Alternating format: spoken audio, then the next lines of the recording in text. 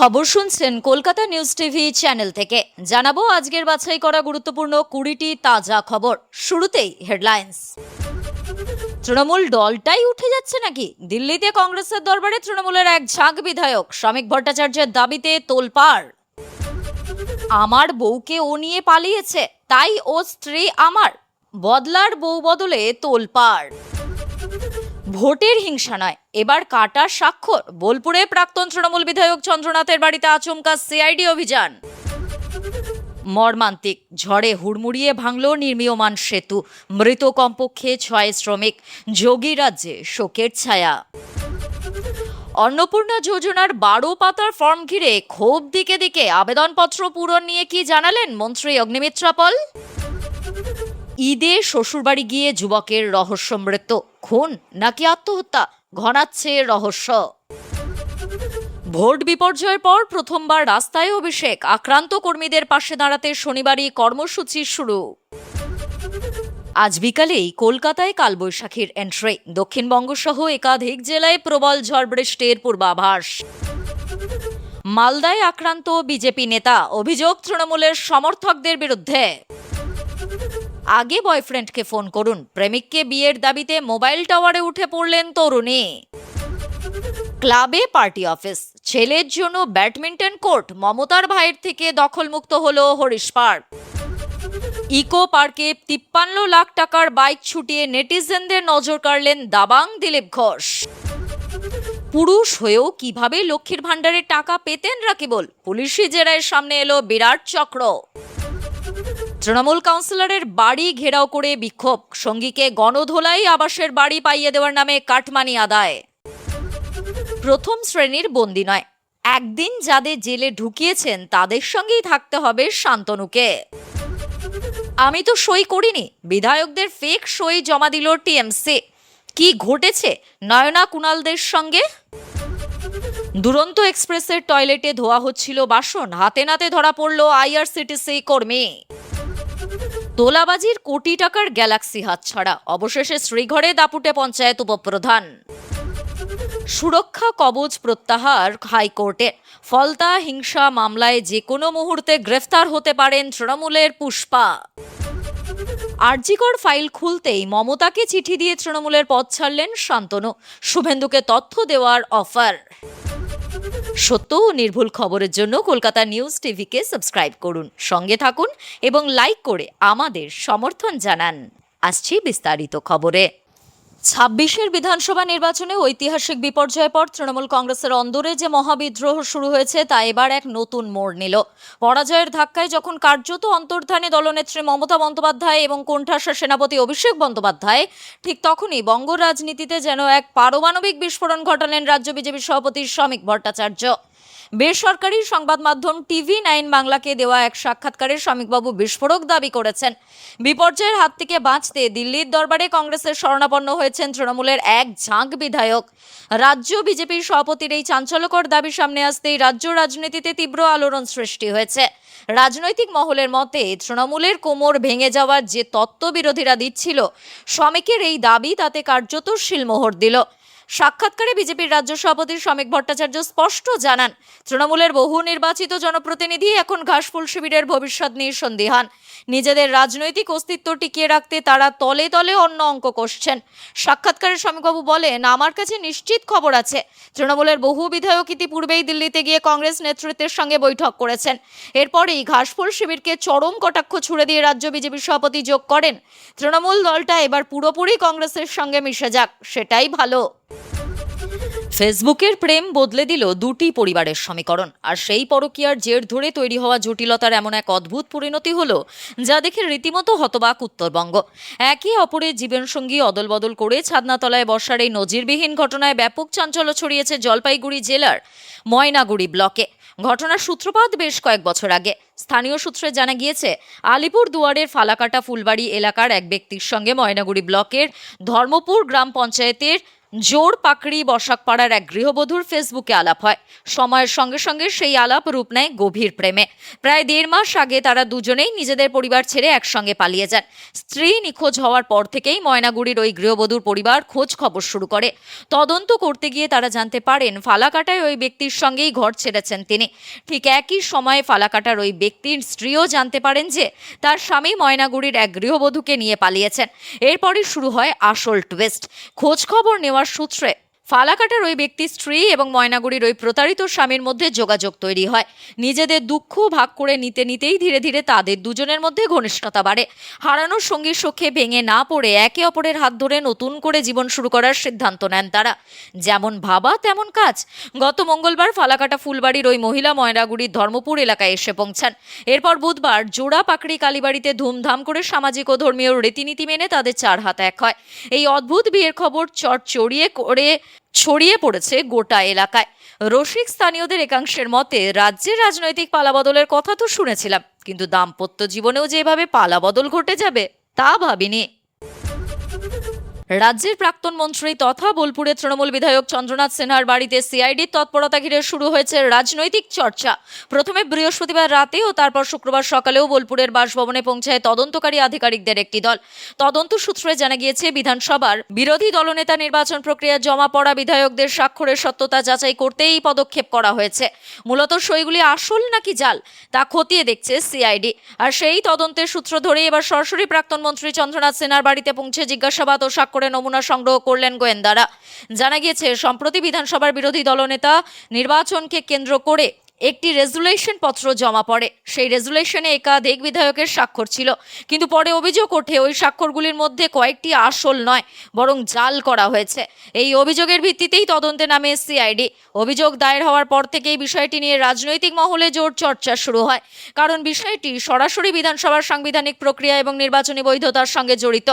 তদন্তকারী সূত্রে খবর, শুক্রবার সকালে বোলপুরের নিচুপট্টি এলাকায় অবস্থিত চন্দ্রনাথ সিনহার বাড়িতে পৌঁছে দীর্ঘক্ষণ ধরে তাকে জিজ্ঞাসাবাদ করেন সিআইডি আধিকারিকরা।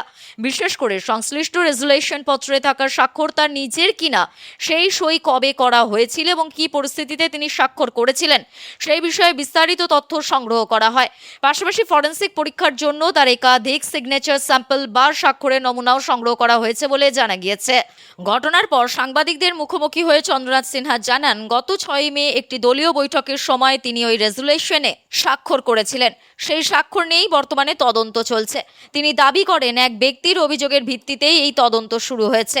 পাশাপাশি তিনি আরও বলেন, বৃহস্পতিবার তদন্তকারীরা তার বাড়িতে এলেও তিনি উপস্থিত ছিলেন না, তাই শুক্রবার সকালে তিনি নিজে উপস্থিত থেকে তদন্তের সহযোগিতা করেন। তাসের ঘরের মতো মুহূর্তে ভেঙে পড়ল নির্মায়মান সেতু। বিহার ও জম্মুর পর এবার উত্তরপ্রদেশের হামিরপুরে ধসে পড়ল নির্মাণাধীন একটি বিশাল সেতুর অংশ। ধ্বংসস্তূপের নিচে চাপা পড়ে প্রাণ হারিয়েছেন একাধিক শ্রমিক। এখনও অনেকেই আটকে থাকতে পারেন বলে আশঙ্কা করছে প্রশাসন। স্থানীয় সূত্রে জানা গিয়েছে, বেতওয়া নদীর উপর মোরাকান্দার ও কুরারা এলাকাকে সংযুক্ত করার জন্য একটি নতুন সেতু নির্মাণ কাজ চলছিল। বৃহস্পতিবার গভীর রাতে আচমকাই এলাকায় প্রবল ঝড় ও দমকা হাওয়া শুরু হয়। সেই সময় নির্মাণাধীন সেতুর একটি বড় অংশ বিকট শব্দে ভেঙে নদীর ওপর ধসে পড়ে। ঘটনাস্থলে কর্মরত শ্রমিকরা কিছু বুঝে ওঠার আগেই অনেকে ধ্বংসস্তূপের নিচে চাপা পড়ে যান। এই দুর্ঘটনায় অন্তত 6 জন শ্রমিকের মৃত্যু হয়েছে বলে প্রশাসনের তরফে নিশ্চিত করা হয়েছে। আহতদের দ্রুত উদ্ধার করে নিকটবর্তী হাসপাতালে ভর্তি করা হয়েছে। তবে এখনও বহু শ্রমিক নিখোঁজ রয়েছেন বলে জানা গিয়েছে, ফলে মৃতের সংখ্যা আরও বাড়তে পারে বলে আশঙ্কা করা হচ্ছে। খবর পেয়ে পুলিশ, বিপর্যয় মোকাবিলা বাহিনী এবং স্থানীয় প্রশাসনের আধিকারিকরা দ্রুত ঘটনাস্থলে পৌঁছে উদ্ধার কাজ শুরু করেন। ভারী যন্ত্রের সাহায্যে ধ্বংসস্তূপ সরিয়ে আটকে পড়া শ্রমিকদের বের করে আনার চেষ্টা চলছে। রাতভর উদ্ধার অভিযান চালানো হয়। উল্লেখ্য, সাম্প্রতিক সময়ে একাধিক সেতু দুর্ঘটনা নিয়ে উদ্বেগ বাড়ছে দেশের বিভিন্ন জায়গায়। কিছুদিন আগেই বিহারের ভাগলপুরে গঙ্গা নদীর উপর নির্মীয় বিক্রমশিলা সেতুর একটি অংশ ভেঙে নদীতে পড়েছে। যদিও দ্রুত প্রশাসনিক তৎপরতায় সেখানে বড়সড় প্রাণহানির ঘটনা ঘটেনি। এছাড়াও গত 1 মে জম্মুর বানতালাভ এলাকায় নির্মাণাধীন একটি সেতু স্তম্ভ ধসে পড়ার ঘটনাতেও বহু শ্রমিক হতাহত হন। পরপর এই ধরনের দুর্ঘটনা নির্মাণ কাজে নিরাপত্তা ব্যবস্থা নিয়ে নতুন করে প্রশ্ন তুলছে। সাধারণ মানুষের ক্ষোভ বনাম জাতীয় নিরাপত্তা। রাজ্যের নতুন নারী কল্যাণ প্রকল্প অন্নপূর্ণা যোজনার ফর্ম প্রকাশ হতেই এক নজিরবিহীন প্রশাসনিক ও রাজনৈতিক তরজা শুরু হলো পশ্চিমবঙ্গে। উপভোক্তা মহিলাদের আর্থিক সহায়তা দেওয়ার লক্ষ্যে চালু হওয়া এই প্রকল্পের বাজেট নিয়ে কোনো বিতর্ক না থাকলেও আলোচনার কেন্দ্রে উঠে এসেছে এর পর্বত প্রমাণ ফর্ম। পরিবারের প্রত্যেকটি সদস্যের খুঁটিনাটি তথ্য সম্বলিত এই 12 পাতার দীর্ঘ আবেদনপত্র ঘিরে ইতিমধ্যেই তৈরি হয়েছে তুমুল বিতর্ক। অন্নপূর্ণা যোজনার দীর্ঘ ফর্ম নিয়ে ক্ষোভের জবাব দিয়েছেন মন্ত্রী অগ্নিমিত্রা পাল। বিরোধী দল এবং সাধারণ আবেদনকারীদের বড় অংশ যেখানে এই অতিরিক্ত নথিপত্রের দাবিকে প্রকৃত উপভোক্তাদের নাম তালিকা থেকে বাদ দেওয়ার ছক বলে দাগিয়ে দিচ্ছে, সেখানে ভারতীয় জনতা পার্টি এই পুরো বিষয়টিকে সম্পূর্ণ ভিন্ন একটি রাজনৈতিক মোড় দিয়েছে। শাসক শিবিরের দাবি এই নথি কোনো আমলাতান্ত্রিক জটিলতা নয়, বরং এটি অনুপ্রবেশ ঠেকানোর একটি অত্যন্ত জরুরি জাতীয় নিরাপত্তা ফিল্টার। ফর্মটি জনসমক্ষে আসার পর থেকে বিভিন্ন স্থানীয় প্রশাসনিক কেন্দ্রগুলোতে আবেদনকারীদের ক্ষোভ ও উষ্মার জমতে শুরু করে। একজন সাধারণ উপভোক্তার কাছে 12 পাতার একটি ফর্মে পরিবারের মাইক্রো লেভেল বা অত্যন্ত ব্যক্তিগত তথ্য জমা দেওয়াটা কোনো কল্যাণমূলক প্রকল্পের আবেদন নয়, বরং আয়করের কঠিন অডিটের মতো মনে হচ্ছে। এরই মধ্যে আমজনতার মনে নতুন করে দানা বেঁধেছে এক চোরা আতঙ্ক। অনেকেই আশঙ্কা করছেন এটি হয়তো একটি নীরব ছাঁটাই অভিযান। সামান্য কোনো প্রযুক্তিগত ভুল কিংবা পরিবারের কারো তথ্যের সামান্য খামতি থাকলে উপভোক্তার নাম চুপিসারে তালিকা থেকে বাদ দিয়ে দেওয়া হতে পারে, এমন গুঞ্জন ইতিমধ্যেই ডালপালা মেলতে শুরু করেছে। অন্নপূর্ণা যোজনার দীর্ঘ ফর্ম নিয়ে ক্ষোভের জবাব দিয়েছেন মন্ত্রী অগ্নিমিত্রা পাল। তিনি বলেন, তৃণমূল কংগ্রেস কি মনে করছে যে বিজেপি এখন রোহিঙ্গা কিংবা অবৈধ বাংলাদেশিদের টাকা দেবে? যারা বাংলাদেশ সীমান্তে লম্বা লাইনে দাঁড়িয়ে রয়েছে তাদের পকেটে এই টাকা যাবে? আমরা কোনোভাবেই অন্নপূর্ণা ভাণ্ডার বা অন্য কোনো সরকারি প্রকল্পের আর্থিক সুবিধা অভারতীয় তথা অনুপ্রবেশকারীদের দিতে রাজি নই। এটা আমাদের টাকা, আপনার টাকা, অর্থাৎ দেশের সাধারণ জনগণের করের টাকা। তাই সুরক্ষার স্বার্থে আমরা আবেদনকারীদের পূর্ণাঙ্গ তথ্য অবশ্যই চাইব, এতে অন্য কোনো উদ্দেশ্য নেই। ঈদ উদযাপন করতে গিয়েছিলেন শ্বশুরবাড়ি। পরদিন সকালে এলাকারই মাঠ থেকে উদ্ধার হলো যুবকের দেহ। ঘটনাকে কেন্দ্র করে ব্যাপক চাঞ্চল্য ছড়িয়েছে মুর্শিদাবাদের ডোমকলে। ইতিমধ্যেই দেহ উদ্ধার করে ময়নাতদন্তে পাঠিয়েছে পুলিশ। পরিবারের দাবি খুন করা হয়েছে তাদের ছেলেকে। জানা গিয়েছে মৃতের নাম আনোয়ার শেখ, ডোমকল থানা শ্রীপতিপুরের বাসিন্দা তিনি। জানা যাচ্ছে বৃহস্পতিবার ঈদ উপলক্ষে হরিহরপাড়া থানার খামার মাটিতে শ্বশুরবাড়ি বেড়াতে গিয়েছিলেন আনোয়ার। দিনভর সেখানে আনন্দ করেন। শুক্রবার সকালে বাড়ির সংলগ্ন মাঠ থেকে তার ঝুলন্ত দেহ উদ্ধার হয়। স্থানীয়রা দেখা মাত্রই খবর দেয় পুলিশে। তড়িঘড়ি দেহ নামানোর ব্যবস্থা করা হয়, কিন্তু কী কারণে এই মৃত্যু তা নিয়ে স্বাভাবিকভাবেই নানা প্রশ্ন উঠতে শুরু করেছে। তবে পরিবারের সদস্যদের দাবি আনোয়ার আত্মহত্যা করতে পারেন না, তাকে খুন করে ঝুলিয়ে দেওয়া হয়েছে। যদিও নেপথ্যে কে বা কারা থাকতে পারে, স্ত্রীর সঙ্গে কোনো রকম অশান্তি ছিল কিনা তা এখনো স্পষ্ট নয়। তবে পুলিশের তরফে জানানো হয়েছে মৃতের শ্বশুরবাড়ির সদস্যরা পলাতক, তাদের খোঁজ চলছে। দ্রুত এই মৃত্যুর কিনারা হবে বলেই আশ্বাস তদন্তকারীদের। বিধানসভা নির্বাচনে দলের শোচনীয় পরাজয়ের পর এই প্রথম মাঠের রাজনীতিতে এবং প্রকাশ্য কর্মসূচিতে ফিরেছেন তৃণমূলের সর্বভারতীয় সাধারণ সম্পাদক অভিষেক বন্দ্যোপাধ্যায়। দলীয় সূত্রে খবর, নির্বাচন উত্তর অশান্তিতে আক্রান্ত হওয়া ঘাসফুল শিবিরের কর্মীদের মনোবল চাঙ্গা করতে শনিবার থেকে এই ময়দানে নেমেছেন তিনি। শনিবার নিজের প্রথম দফার কর্মসূচিতে দক্ষিণ 24 পরগনার সোনারপুর দক্ষিণ এবং কলকাতার বেলেঘাটা বিধানসভা এলাকায় যাবেন ডায়মন্ড হারবারের সাংসদ। জানা গিয়েছে, সোনারপুর দক্ষিণে ভোট পরবর্তী হিংসার শিকার হওয়া তৃণমূলে কর্মী সঞ্জু কর্মকারের বাড়ি যাবেন তিনি। এরপর বেলেঘাটায় গিয়ে আরেক আক্রান্ত দলীয় কর্মী বিশ্বজিৎ পট্টনায়কের সঙ্গে দেখা করে তার খোঁজ খবর নেবেন। ভোটের ফল প্রকাশের পর তৃণমূল কার্যত ছন্ন ছাড়া রূপ ধারণ করেছে। রাজ্যের বিভিন্ন প্রান্তে দলের নিচু তলার কর্মীরা আক্রান্ত হচ্ছেন বলে লাগাতার অভিযোগ উঠছিল। এই কঠিন পরিস্থিতিতে দলের সেকেন্ড ইন কমান্ড কেন রাস্তায় নেমে নেতৃত্ব দিচ্ছেন না তা নিয়ে দলের অন্দরেই চোরা ক্ষোভ তৈরি হয়েছিল। প্রকাশ্যেই অভিষেকের এই নিষ্ক্রিয়তা নিয়ে প্রশ্ন তুলেছিলেন বেলেঘাটা তৃণমূল বিধায়ক কুণাল ঘোষ। ঘটনাচক্রে শনিবার নিজেই রাজনৈতিক প্রত্যাবর্তনের প্রথম দিনেই কুণালের নির্বাচনী কেন্দ্র বেলেঘাটায় যাচ্ছেন অভিষেক, যা অত্যন্ত তাৎপর্যপূর্ণ বলে মনে করছে রাজনৈতিক মহল। নির্বাচনে অভাবনীয় বিপর্যয়ের পর থেকে কালীঘাটে মমতা বন্দ্যোপাধ্যায়ের বাসভবন সংলগ্ন অফিসে দলীয় বৈঠকগুলিতে যোগ দেওয়া এবং সমাজ মাধ্যমের নিট প্রশ্ন ফাঁস কিংবা সিবিএসই পরীক্ষায় অনিয়ম নিয়ে সরব হওয়া ছাড়া অভিষেককে ময়দানে দেখা যায়নি। এমনকি ফলতার পুনর্নির্বাচনেও প্রচারে যাননি তিনি, যেখানে তৃণমূল প্রার্থী জাহাঙ্গীর খান লড়াই থেকে সরে দাঁড়ানোয় দল চতুর্থ স্থানে নেমে যায়।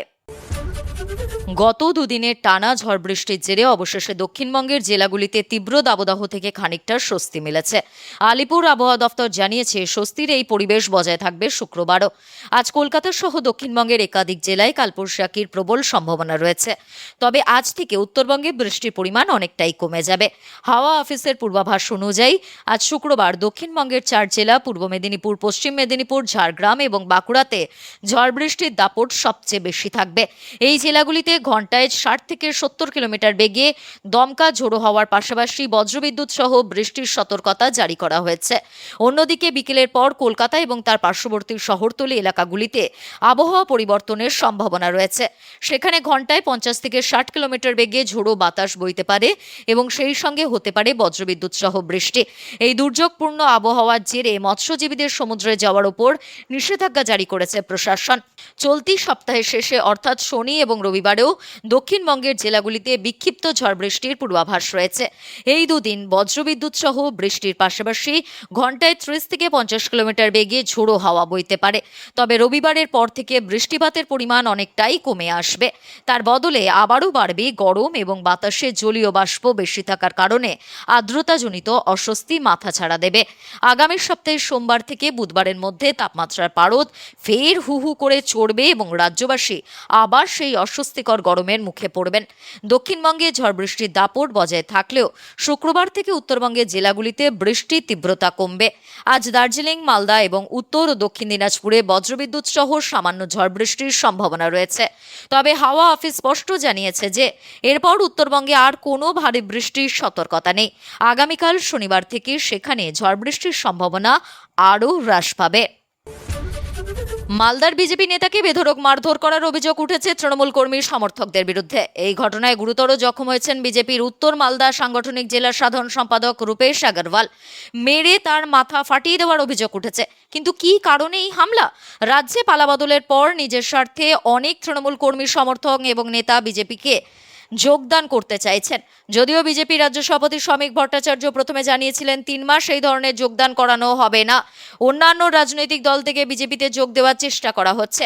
বিজেপির অভিযোগ, রাজ্যে পালাবদলের পরে তৃণমূলের কর্মী সমর্থকরা বিজেপি কর্মীর ওপর হামলা করেছে। বিজেপি সূত্রে খবর, বৃহস্পতিবার রাতে হরিশ্চন্দ্রপুর বাসস্ট্যান্ডের কাছে একটি দোকানে খাবার খাচ্ছিলেন বিজেপি নেতা রূপেশ আগরওয়াল। সেখানেই আচমকাই পিছন থেকে তার উপর আক্রমণ চালায় দুষ্কৃতীরা। দোকান থেকে টেনে বের করে রূপেশকে বেধড়ক মারধর করা হয় বলে অভিযোগ। মারধর করার জেরে মাথাও ফেটে যায় রূপেশ আগরওয়ালে। তার চিৎকার শুনতে পেয়ে ছুটে আসে স্থানীয়রা। দোকানদাররাও বেরিয়ে আসেন। সবাইকে আসতে দেখে ঘটনাস্থল থেকে পালিয়ে যায় দুষ্কৃতীরা। রক্তাক্ত অবস্থায় মাটিতেই লুটিয়ে পড়েন বিজেপি নেতা।